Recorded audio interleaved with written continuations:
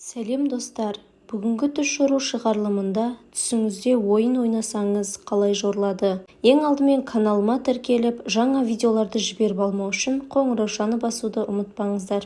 Ал ендеше бастайық.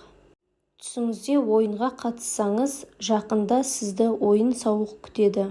Түсіңізде карта ойнасаңыз, алдауды, мүлікті жоғалтуды білдіреді.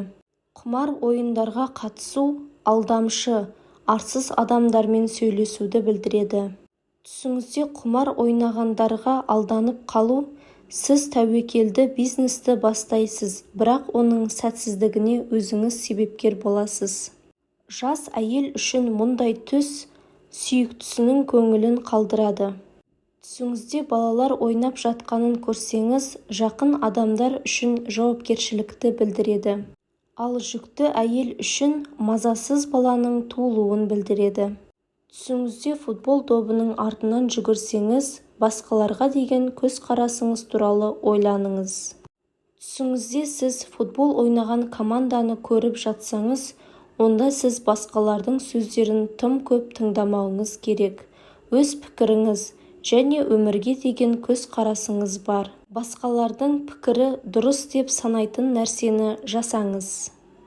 Егер биліктегі адам түсінде семсермен ойнаса, бұл оның билік мәселелерінде ақымақтығын көрсетеді.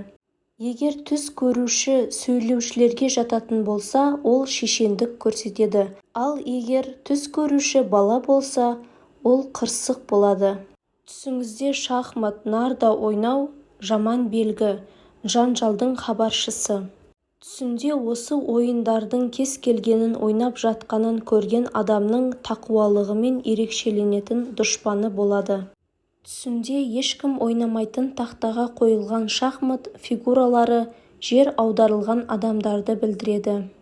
Егер шахмат ойында қарсыластардың бірі екіншісін жеңсе, ол қандай да бір кәсіпте жеңімпаз болады.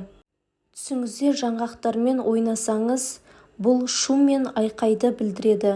Достар, осымен бүгінгі түс жору шығарылымы аяқталды.